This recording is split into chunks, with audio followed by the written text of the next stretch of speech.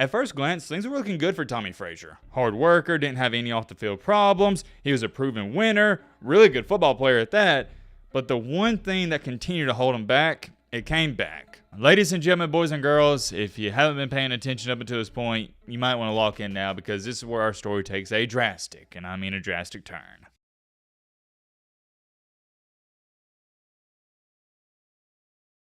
Carry average. Frazier adding more numbers, more. Stop it right there. What if I were to tell you the quarterback, the guy with the football, managed to score a touchdown on this play? You'd probably say something like, Matt, what are you talking about, dude? There's multiple. I mean, it looks like there's 5 to 6 guys dragging him down. Hey, man, I get it. It's hard to believe. But this one single play, this one run, it defines his entire career in Nebraska. Nothing short of pure grit and sheer determination. Yards to those big. Oh, they don't have him yet. Look at Tommy Frazier. How many tackles can one man break? Ladies and gentlemen, boys and girls, meet Tommy Frazier. Some people label that run as the greatest run in college football history. Others have went on to say that he is the most underrated college football player of all time. I think there's a good case and argument for that, considering the fact he was named MVP of the national championship game in 1993. Why is that a big deal, you may ask? Because his team, Nebraska, didn't even win the championship game and he was still named co-MVP. Do you know how good you got to be named MVP in a game in which you lost? That's unheard of, but hold on, maybe that wasn't enough for you. He won 2 national championships at Nebraska and had a combined record of 45-4. When I was doing all my research gathering information for this video, I started to come to the conclusion he might be one of the most decorated collegiate quarterbacks that most people have never even heard of. When I say most people, let me clarify, I'm talking about your casual college football fans. Yet despite all of that, the one thing that shocked me the most is his story has never been told before. With all these guys we do videos on, there is a story of them somewhere. But with Mr. Tommy Frazier here, there's not anything. Which to me is interesting, of course, but what's even more bizarre in its own right is his story itself. This guy won multiple national championships, finished second in the Heisman voting, was one of the best college quarterbacks in the early 90s according to many people out there, and he didn't even play one down in the NFL. And there's a reason for it, a reason that we're going to label as unfortunate. There's many questions people have been asking about this guy even till this day. But however, it all circles back to the one, and I mean the one big question we're going to try to get to the bottom of in today's video. What really happened to Tommy Frazier?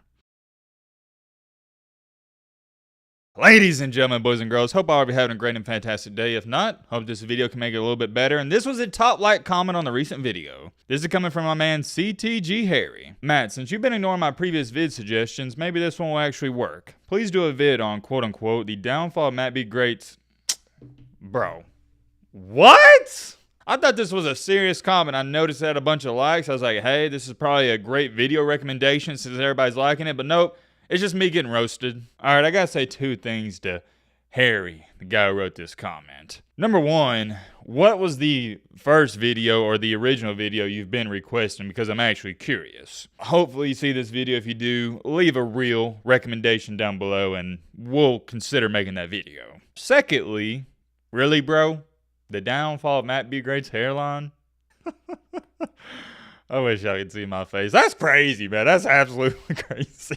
As I've gotten older and slightly mature in this life, I've realized sometimes you just get got. And this is one of those times I got. That's all there is to it, and you got to chop it up to the good old phrase we like to use on this channel. It is what it is. Then you got everyone laughing about it in the comment section like, thanks guys. Great community we got over here. On a serious note here, there does need to be some scientific study and research done on how quickly I lost my hair because something ain't right here. Now that we're done making fun of Matt's hairline, hair loss, whatever you want to call it, let's give the real shout out of the day to this comment. You can all thank Nathan Johnson in the comment section because he's the one who recommended this video. And by the way, this has been a the most highly requested video on the channel. I've seen so many comments requesting a Tommy Frazier video for the past, I'd say, maybe month or 2. So if you were one of those people, greatly appreciate you, but I'm just singling out this comment. As always, if you have any recommendations for future videos that don't associate with my hairline, feel free to leave a comment down below. Strap in, buckle up, get you a snack, get you a popcorn, get your fair minute light to and watch a video, because trust me, I do the same thing. But alright, Matt, blah, blah, shut the crap up, not further ado.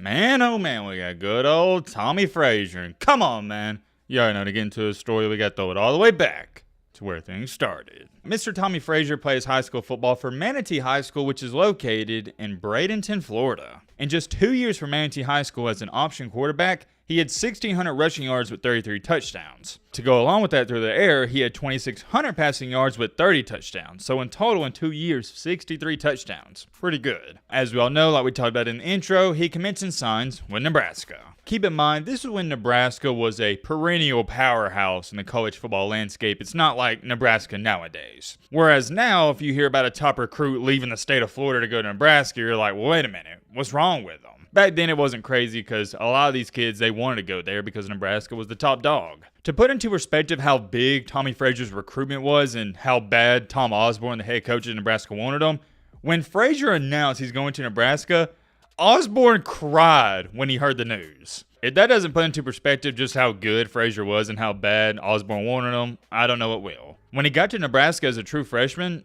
it didn't take him long at all to become the starter of that team. Frazier would officially take over the reins against Nebraska, and he never looked back, and he helped lead them to a 9-3 record that season. You can't talk about the 1992 Frazier freshman season without bringing this up, and it happened on Halloween night. Nebraska beat a very good Colorado team that went on to have a 9-1-1 record that year, 52-7. At the end of Frazier's freshman season for Nebraska, they'd match up with Florida State in a game in which they lost 27-14. Heading into the 1993 season, which would be Frazier's second year, sophomore year, whatever you like to call it with Nebraska, there was a lot of expectations. Let's just say, to make a long story short, he didn't disappoint. He led Nebraska to an undefeated regular season and a rematch with Florida State in the national championship game. In this championship game, the Heisman Trophy winner, Charlie Ward, quarterback for the Florida State Seminoles, he led them to a field goal that put them in front 18-16.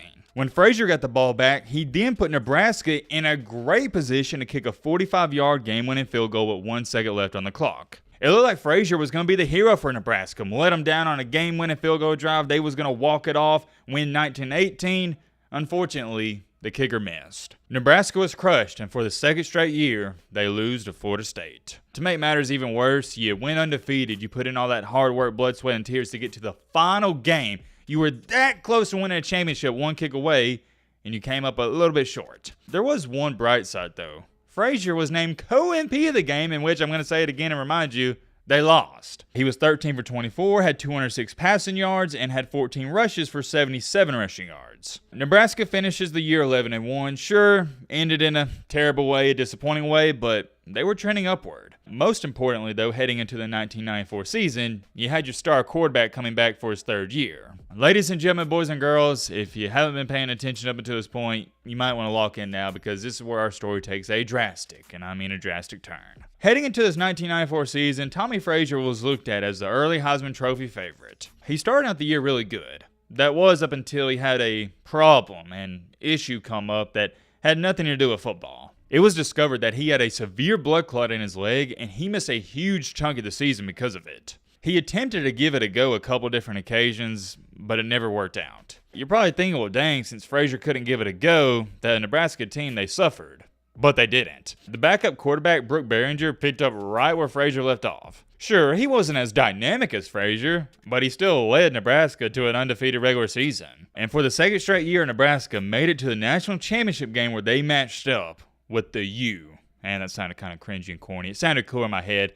But anyways, they matched up with Miami. You get what I'm saying. Gotta give you some context here. This is back when Miami was the big, bad, and scary Miami, and nobody wanted to play these guys. Take a listen to this. Frazier, dealing with those blood clot issues in his leg, he started the game. He wasn't doing so hot, he even turned the ball over, and eventually, they replaced him with the backup. But the good news for Nebraska was it wasn't like your backup was inexperienced. He played a majority of the season. But then when Nebraska's still struggling with the backup, Frazier, he goes back into the game while they're trailing 17-9. You could say this was the spark that Nebraska needed because Frazier helped lead Nebraska on 2 touchdown drives and a victory of 24-17.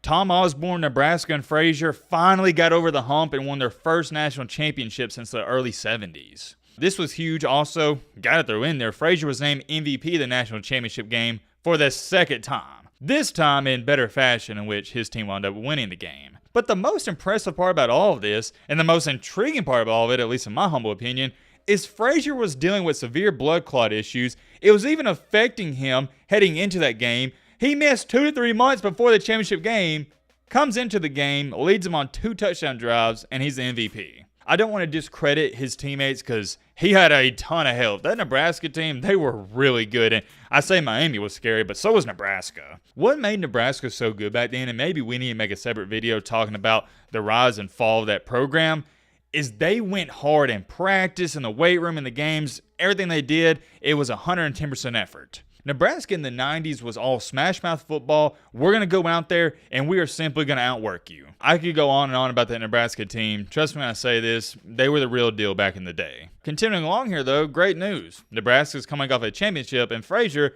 he's coming back for another season in 1995. Heading into the season, he was back to his normal health and he was ready to go. He was so good, as a matter of fact, this year, he finished second in the Heisman voting. The winner that year goes by the name of Eddie George. And yeah, Eddie George was a pretty good player, so you can't be too mad at losing to him. There's not too much to be said about that 1995 season. Nebraska, they were Nebraska. It was dang near a carbon copy paste of the year prior. You look up, Nebraska finishes the year undefeated, and they're heading back to yet again another national championship game. This is where Nebraska meets up with another school from Florida, not Miami, but the old ball coach, Steve Spurrier. The hype around this game, it doesn't get talked about it enough. It was electric. You had 2 completely different entire styles of football. Nebraska's smash mouth, they just want to run.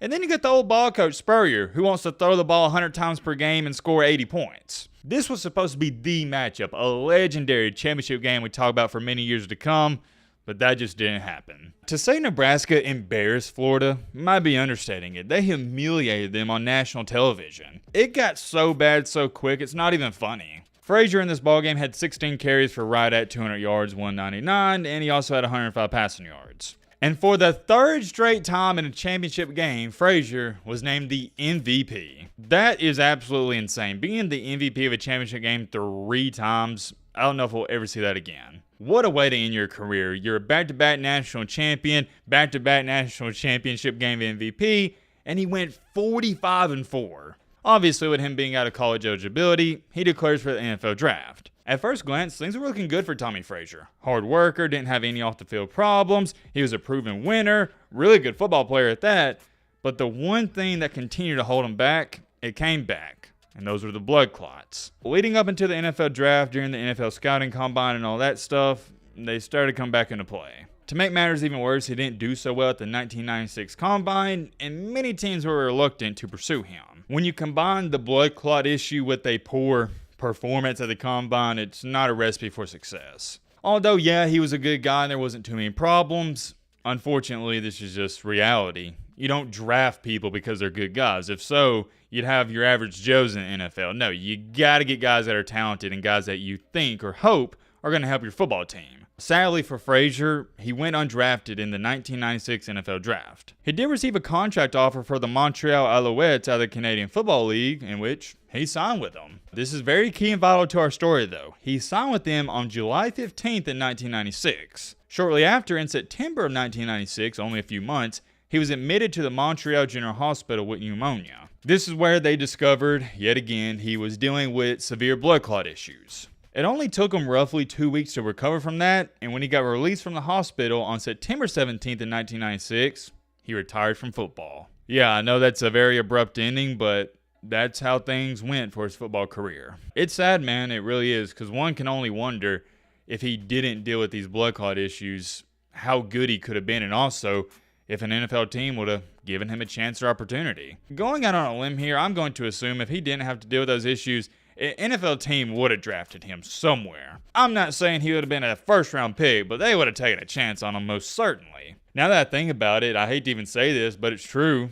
The NFL teams that passed up on him, they was right to pass up on him because of what happened. They knew he had serious health concerns and they didn't want to pay a guy that wasn't going to be on the field with him, and they was right for it. That's just how it works. You don't want to be paying a guy millions of dollars if he's not going to be on the field producing for you. I hate it for him, I do, but the NFL, it's not a charity, it's a business. When he retired from football, he became an assistant football coach at Baylor and also helped as an assistant director of the athletic department at Nebraska. In the year of 2000, this is when he was promoted to the running backs coach for Baylor all the way up into 2002. Fast forward time into the year of 2005, Tommy Frazier became the head coach for Doane College, which is located in Nebraska. You could say he didn't do so well there because in the year 2005, he went 2-8. In the year after, they went 1-9. As to where it stands today, he has a construction business he has in Nebraska. That's awesome. And he's active on Twitter, tweets about Nebraska football, and I think that's awesome. At this point in time in his life, he is just a normal guy that's enjoying retirement, and he's enjoying being a fan. What I love most about him is he has gotten in zero off-the-field problems. Zero, zilch, nada, and he has stayed out of the news. And like my grandfather told me growing up, sometimes no news is good news. It really sucks to have to deal with that blood clot issue. But like I always say, it's not what happens to you in this life, it's how you respond to it. And Tommy Frazier, he responded in a great way. From what I can tell, he is a guy where his glass is always half full, it's never half empty. He's not some negative Nancy. He's not an Eeyore, no. He's always looking at the good things. Like we always do, we got to ask the two questions at the end of this video. Number one, is Tommy Frazier a winner or loser? This one's obvious. He is a winner. Don't got to elaborate on that. He is a winner of the game of life. Didn't make any disastrous decisions. Didn't do anything bad. Didn't have some terrible work ethic. He just had to deal with like we talked about, the blood clot issue. Secondly, let's talk about this. And this one's fairly obvious as well. Why didn't things work out? Well, I hate to continue to sound like a broken record player here, but it's the blood clot issue. That's all it was. And yeah, you could chop it up to he didn't perform well at the NFL Combine, and maybe he wasn't the greatest passer of the football. That was one knock that some people had on him. But it came down to this. Even if he went to the NFL, he was going to retire shortly after because of everything that happened. He has one of the most unique stories I've ever covered. And to Tommy Frazier, if you are somehow, some way seeing this video, my brother, wishing the best of luck and hope you continue to be successful. I'm curious. Let me know your thoughts on all this down below. But Roman.